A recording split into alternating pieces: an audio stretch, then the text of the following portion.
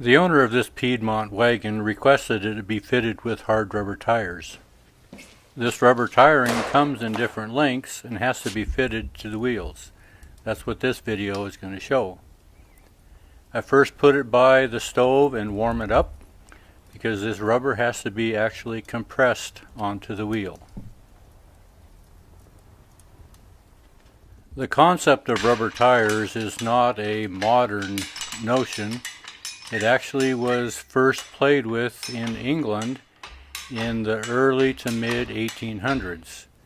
It never became really accepted as a trade until the late 1800s, early 1900s here in America.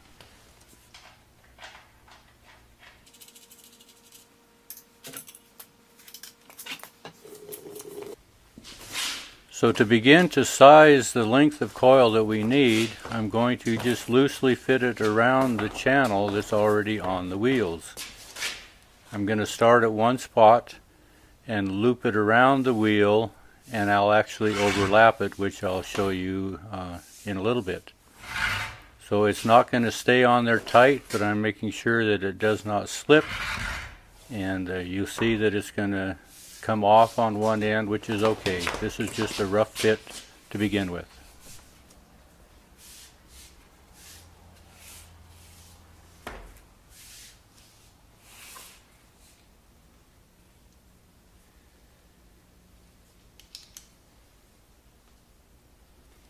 So I'm going to put a mark where I'm going to actually cut this rubber. Just take it to the bandsaw and cut it to length.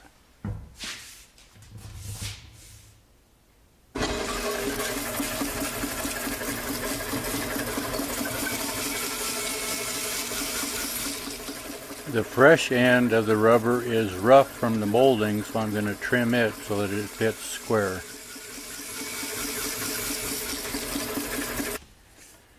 So you can see that there are two holes that are molded in the center. This is where two high carbon, high tensile wires will be inserted. Since both back wheels are the same, I'm going to go ahead and size the rubber for the second back wheel also.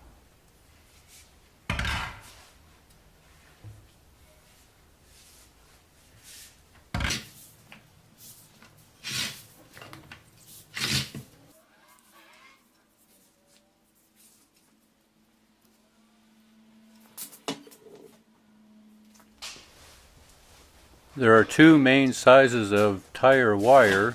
I have them in 1/8 inch and 3/16, 14 and 16 feet long. I'm going to use the 1/8 inch by 14 foot for these wheels.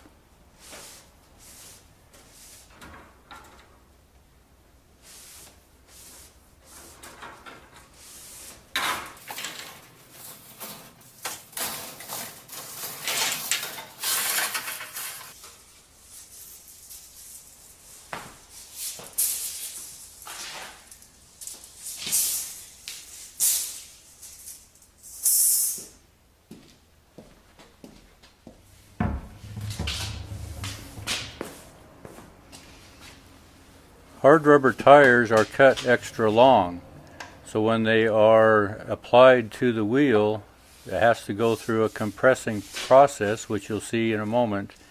This actually causes the joint of the tire to stay together.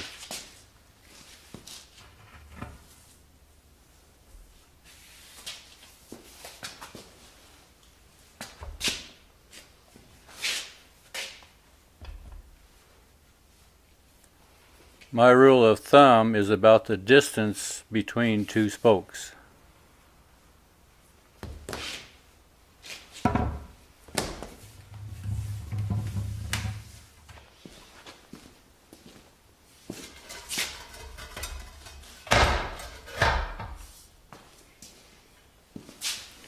Because this rubber is molded in a coil shape, I'm going to weight one end so I can hold this rubber flat and thread the wire through the holes.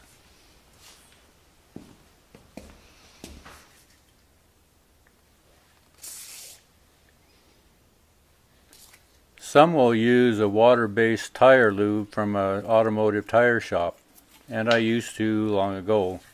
Now I just use WD-40.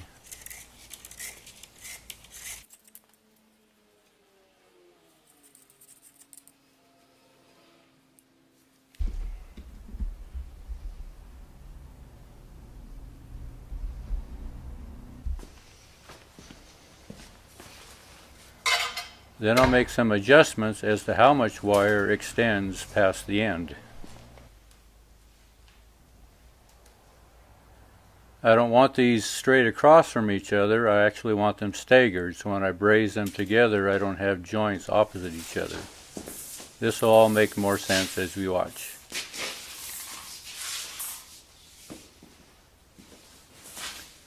This machine that I'm going to mount the rubber tires on is one that I built, and the short ends goes through the right jaw and gets fastened securely.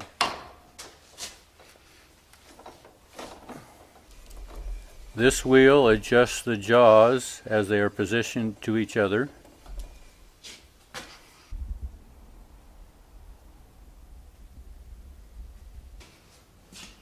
Then the other end of the wires will be fitted through the left jaw and through the holes above the wires in the right jaw.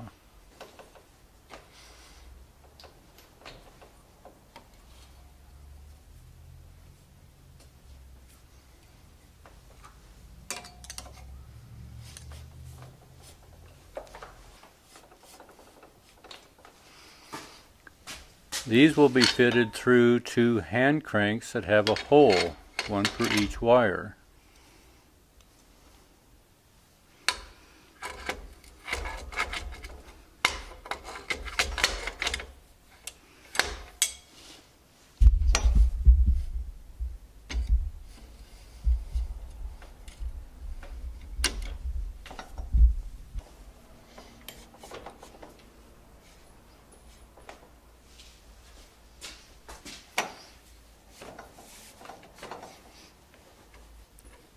The left jaw is only hand tight here. As I trim these wires, duck because the first one hits the camera.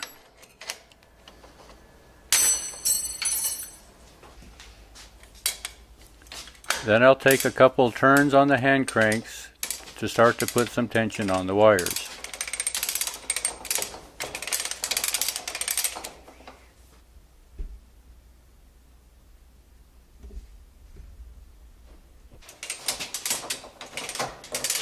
These wires are now being tensioned against the ends of the wire, held securely in the right jaw.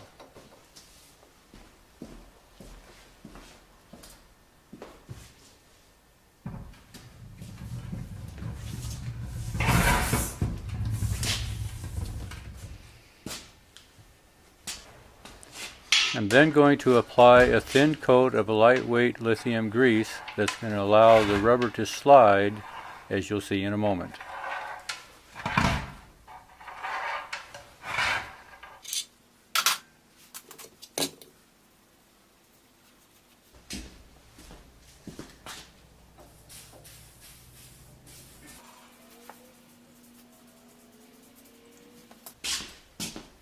Although all the rubber goes under some compression, most of the compression happens within the first half of the wheel on the left side.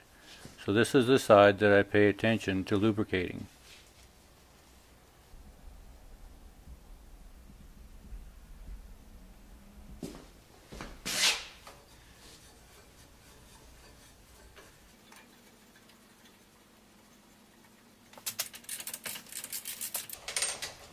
The rubber is compressed as the wires are drawn tight.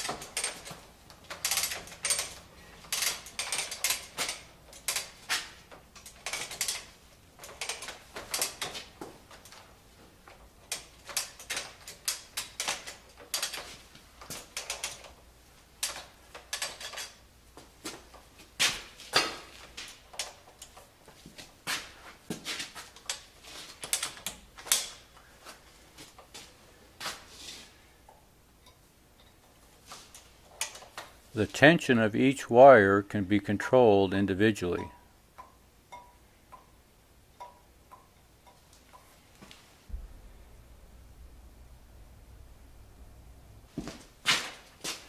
They can also be drawn up simultaneously.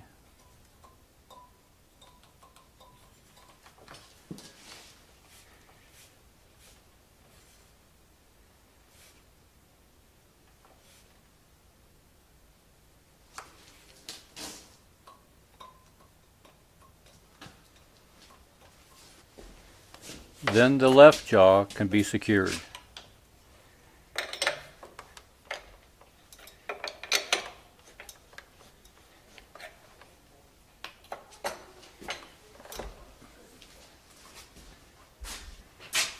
Now the tension from the hand cranks will be transferred to the jaws.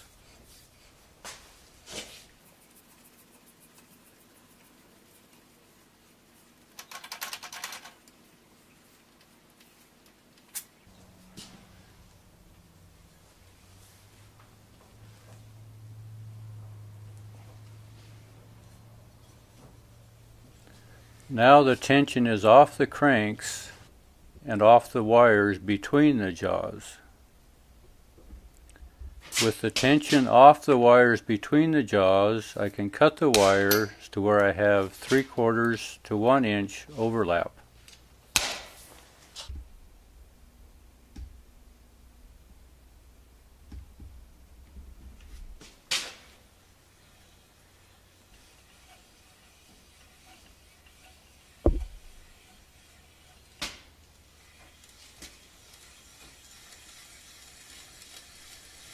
The tension of the wire and the compression of the rubber is now held by both jaws. Now I can begin to position and braze the ends together.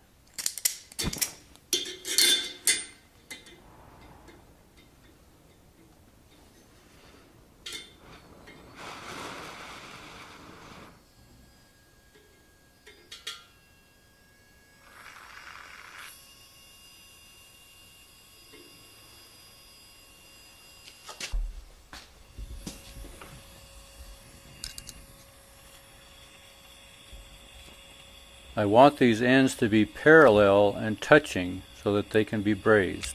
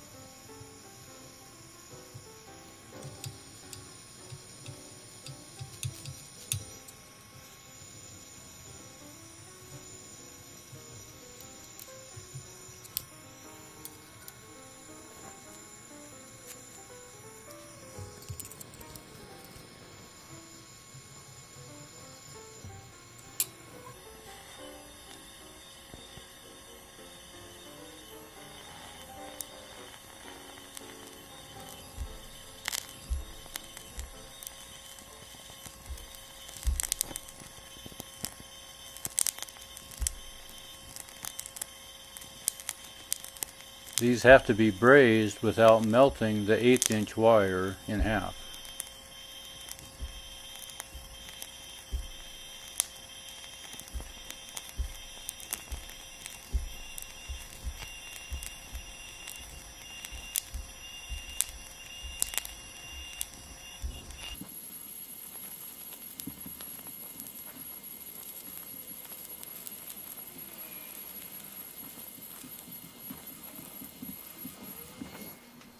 Then they are left to cool naturally.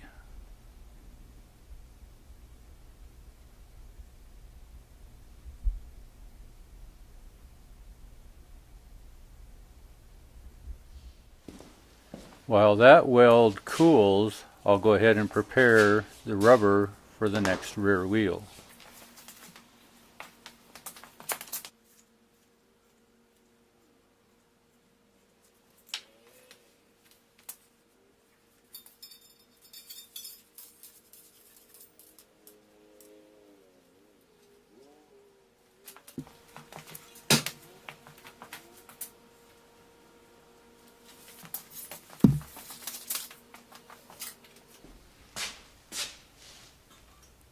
When there is no longer any heat in the weld, I can prepare to take this wheel off the rubber tire machine.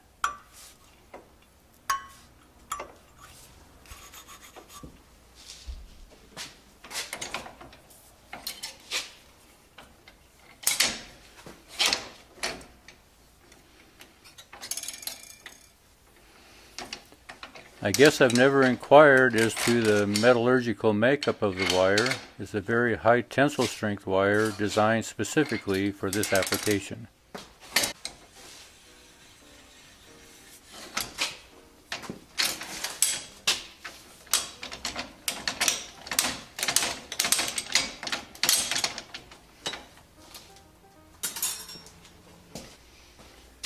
Now I'm going to transfer the tension of the wire from the outside of the jaws to the wire to the inside of the jaws where the weld is. Then I can go ahead and get it off the machine.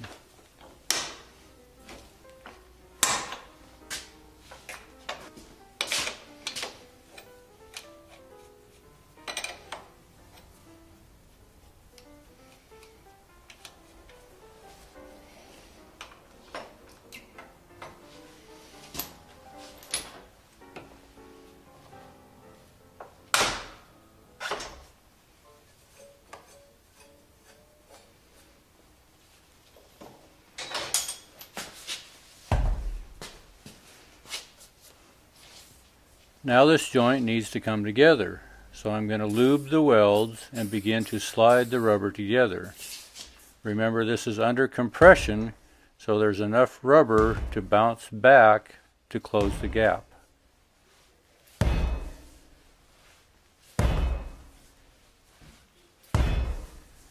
I begin fairly close to the joint because that's where most of the compression is. Then I'll begin to work back toward half of the wheel.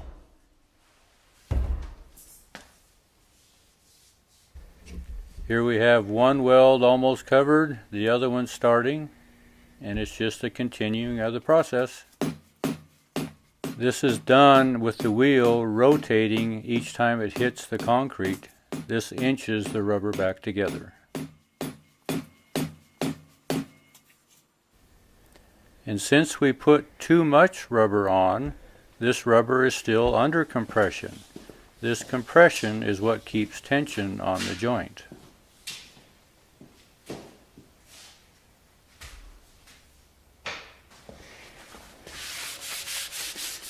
With a little quick cleanup, we'll be ready to put the wheel back on the undercarriage.